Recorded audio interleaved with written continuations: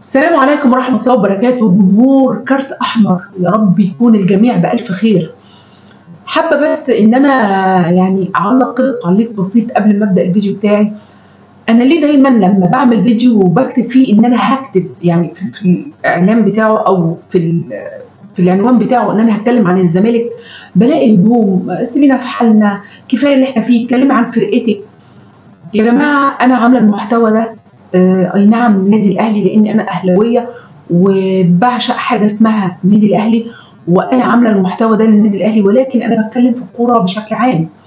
تاني حاجة أنا مفيش فيديو من فيديوهاتي خالص طلعت كده بسف على الزمالك من نفسي أو من دماغي، يا إما بكون رد فعل إن بيكون في حد تهكم على الكيان فأنا برد، وده من حقي، حق الرد، وزي ما اتغلط فيا حق ان انا ارد الغلط. يا اما بيكون في مباراه وبحفل زي اي جمهور من جماهير الاهلي لما بيحفل، وبيتهيألي ده شيء صحي وهي دي متعه الكوره. لكن غير كده انا ما طلعتش لله والوطن غلطت في حد ولا غلطت في نادي ولا الكلام ده. يعني المحتوى اللي انا بقدمه محتوى كروي، فانت لو حتى متضايق او حاجه يعني بلاش انك انت تتهمني بالباطل. انا بالعكس انا بتكلم والله حط الامور في نصابها جدا، وما بضايقش حد، انا بضايق اللي بيضايقنا لا اكتر ولا اقل. محتوى النهارده كله عن الزمالك، هنتكلم بشكل بسيط عن الفتره الصعبه اللي فاتت، وهنبدا نقول ايه التطورات اللي موجوده. ابقوا معنا. بدايه يبدو كده ان مشاكل وازمات نادي الزمالك مفيش ليها سبيل للحلول، وان الازمات في النادي مستمره وفي تطور خطير وسريع ومستمر. ولكن الغريب في الموضوع ان المتسبب في المشاكل والازمات هم ابناء النادي ومجلس الاداره في المقام الاول، وكانت البدايه من عند رئيس النادي المعزول مرتضى منصور، اللي بسببه عانى الفريق الموسم الماضي من سوء الاداء والنتائج، وخرج الفريق بموسم صفري زيرو بطولات، رغم ان الزمالك قبلها كان بطل الدوري والكاس مرتين متتاليتين. وبرغم كده عاش الزمالك موسم من أسوأ المواسم في تاريخ النادي لأسباب كتير.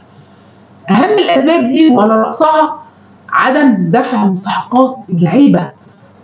بتهيألي مفيش لعيب دي مهنته بيمتهن كرة القدم، يعني مفيش حد في الدنيا هيشتغل من غير ما ياخد فلوس. فأنا من وجهة نظري إن دي كانت أهم المشكلات. حط على كده فشل الصفقات الجديدة اللي تعاقد معاها الزمالك أو تعاقد معاها مرتضى منصور بدون طلب من المدير الفني فيريرا. وقتها كان بيجيب صفقات بدماغه، لا بيسأل مدير فني. يعني أنت عندك في إدارة النادي الأهلي الموضوع مختلف، اللي كولر بيقول عليه هو اللي بتنفذ، لأن دي رؤية المدرب، هو اللي شايف. لكن مرتضى كان ماشي عامل زي اللي هو بيتسوق كده بدماغه بدون الرجوع للمدير الفني ولا الرجوع لحد، ومحدش عارف يعني اسباب الصفقات دي ايه، يعني ايه هدفها. الزمالك اتعاقد مع 9 صفقات في الميركاتو الصيفي العام الماضي و3 صفقات في الانتقالات الشتويه، وجميع الصفقات ما ثبتتش جداره، لا وكمان اثرت على مستوى الفريق. 12 لاعب كلفوا النادي اكتر من 160 مليون جنيه بخلاف رواتبهم السنويه. تاني الازمات واللي كان بطلها مرتضى منصور وضربت الفريق في مقتل هي مهاجمه مرتضى منصور لثنائي الفريق احمد فتوح وعبد الله جمعه، وبدون اي اسباب بيقبلها العقل والمنطق خرج مرتضى منصور واعلن تحول عبد الله جمعه وفتوح للتحقيق بتهمه تعاطي المنشطات، والكلام ده قبل مباراه الداخليه في الدوري الدقايق. وكانت فضيحه بجلاجل لما كمان طلع وقال في قناه الزمالك ان عبد الله جمعه واحمد فتوح 2 حشاشين، وقلت لهم يجيبوا عروض ويرحلوا عن الفريق. فتوح ده اللي دلوقتي جماهير الزمالك واداره الزمالك حاطه ايدها على قلبها لا يمشي. شوف وصل لايه. وحضرتك عايز اللعيب بيبقى عنده انتماء للفرقه ازاي؟ على فكره المشاكل دي اثرت على حياتهم الشخصيه بشكل وحش جدا. فانت ازاي انت قتلت عنده الانتماء اصلا؟ مش عارفه. دي كانت برضو من اكبر الازمات اللي كانت موجوده، وخصوصا طبعا زي ما احنا قلنا احمد فتوح من اهم 2 لعيبه موجودين عندك. انت النهارده مش موجود غير وزيزو، فهم كانوا من اهم، يعني هو من اهم 2 لعيبه عندك. فانت شوف انت قطعت فيه ازاي، يعني انت بتهد اساسياتك بجد. الاساس اللي عليه النادي انت بتهده. التصريحات اللي كانت عماله على بطال اللي اثرت بشكل كبير على استقرار الفريق، كان كل 5 دقايق تصريح وشتيمه واتهام في ده وغلط في ده وحاجات، يعني حتى وكلام مش موزون، ويعني كلها حاجات اثرت بشكل سلبي على الفريق. وطبعا محدش يسأل عن الكلام ده كله غير مرتضى منصور.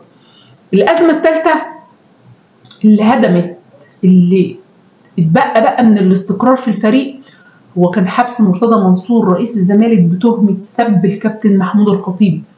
وفي الحقيقة مفيش حد في مصر سلم من لسانه، ده غير قناة النادي اللي كان خصصها للشتيمة في الأهلي ومحمود الخطيب، قناة الزمالك اللي كانت بعيدة كل البعد عن طرح مشاكل الفرقة والمشاكل اللي بتواجه النادي، وكأن الشتيمة في الخطيب كانت تارجت بياخد مرتضى والحشة اللي حواليه عليها فلوس. في النهاية لازم حد يجي ويشيل الليلة دي بقى ويكون سبب انهيار نادي الزمالك، وده طبعا من وجهة نظر الموسيقار. وهنا يجي دور الأستاذ ممدوح عباس اللي لازم ياخد له من القهر جانب ونايب، وقال انه حجز على اموال النادي رغم ان الزمالك عمل 12 صفقة وهو محجوز عليه، والحجز كان على 50 مليون، وبحسب بيان محامي ممدوح عباس ما فيش حجز اصلا. وسواء في حجز او ما فيش حجز، ممدوح عباس مش سبب في مشاكل نادي الزمالك. مش ممدوح عباس اللي جاب صفقات بالملايين كلها مضروبة، مش ممدوح عباس ولا الخطيب اللي طلع اتهم اللاعبين انهم حشاشين، ولا ممدوح عباس ولا الخطيب اللي باعوا افضل اللاعبين في نادي الزمالك وفرغوا النادي من نجومه وكان اخرهم امام عاشور والبقيه تاتي، ولا عباس ولا الخطيب اللي خلوا لاعيبه الزمالك بتحاول بشتى الطرق الهروب من النادي زي احمد فتوح وزيزو، وقبلهم ولاد النادي سيف فاروق جعفر ويوسف اسامه نبيه. وفي الاخر نطلع نتكلم عن المؤامره الكونيه على النادي، وان الكل بيتمنى سقوط النادي حتى ابنائه، زي ما قال الاستاذ احمد دابس ان الامور معقده جدا في نادي الزمالك. واناشد وزير الرياضه واجهزه الدوله بمساعده نادي الزمالك لحل الكثير من الخلافات الشخصيه. وذكر الخلافات الشخصيه بس ما ذكرش مين سبب الخلافات دي، مين اللي قفل باب نادي الزمالك في وش ابنائه. وبدل ما الكل يتكاتف لمواجهه الازمات، لا الكل دلوقتي بيقفز من المركب. بدأها احمد مرتضى بالاستقاله وبعدها استقال باقي المجلس بالكامل. من وجهه نظري ده افضل انجاز عمله المجلس ده من يوم ما جه، ان هو مشي. المجلس ده مجلس كان فاشل، واظن ان حان الوقت لتدخل وزير الشباب والرياضه والاجهزه المسؤوله عن الرياضه في مصر لانقاذ نادي الزمالك. وده طبعا هيحصل اولا بابعاد الناس دي عن نادي الزمالك بشكل نهائي، وما يسمحش ليهم بالعوده باي شكل من الاشكال. ثانيا التدخل بشكل او باخر لحل ازمات النادي الماليه ورفع الحجز عن ارصده النادي ان كان في حجز اصلا، وجدوله مديونيات النادي، والتدخل للحفاظ على من تبقى من لاعبين. طيب بعد استقاله المجلس بالكامل اكيد الكل بيسال مين هيدير النادي في الفتره المقبله. قال لك هيدير النادي لجنه ثلاثيه بتتكون اللجنه من المدير التنفيذي والمدير المالي ومدير لنشاط الرياضي. هيكون تشكيل اللجنه كالاتي: المدير التنفيذي للنادي هيكون ايهاب السيد خضر، والمدير المالي للنادي هيكون احمد ابراهيم، ومدير النشاط الرياضي هيكون احمد عبد الدايم. وده على حسب الماده 14 من اللائحه الاسترشاديه التابعه لوزاره الرياضه. وهتطبق اللائحه الاسترشاديه على نادي الزمالك لان لائحه الزمالك الخاصه تم رفضها قبل كده بعد صدور حكم ضدها بالبطلان. طيب ايه هيكون دور اللجنه دي؟ هو هيكون ليها دور واحد، وهو الدعوه لانعقاد جمعيه عموميه عاجله لانتخابات مجلس اداره جديد. طيب المطلوب بقى من جماهير الزمالك انها تكون خلف فرقتها في الفتره الصعبه اللي جايه، وتدعم الفريق بكل قوه، والاداره الجديده اللي تيجي لازم تلتف حولها ولازم تدعمها، وبلاش التطبيل، عشان التطبيل ده هو اللي خلى ناس غير مؤهله انها تكون في اداره نادي الزمالك تفضل موجوده بالعافيه، وناس فوق القانون وبالعافيه بسبب التطبيل. فيا ريت يعني تكونوا منصفين عشان النادي ده يقف على رجليه. ايا كان الاداره اللي جايه كله لازم يدعمها ويقف معاها لحد بس اما النادي يقف على رجليه، وبعد كده غير اللي انت عايز تغيره، ولكن في البدايه وفي الفتره المقبله، لان طبعا اي اداره هتيجي هيكون فيها يعني مقارنه، والمطبلاتيه اللي لسه بيخدموا على طبعا الاداره اللي مشيت هيفضلوا يطبلوا وهيفضلوا يعني يذموا في الاداره الجديده ويبينوا مساوئها. فالمطلوب ان جماهير النادي عشان بس نوصل لمرحله من الاستقرار، ان الجماهير بجد لازم تقف ورا فرقتها وورا ادارتها الجديده، على الاقل لحد اما الفرقه تستعيد نفسها من تاني. بالنسبه بقى لزيزو، الشباب السعودي رفع قيمه العقد ل9 مليون دولار، واحتمال كبير ومن الممكن انه يوصل 10.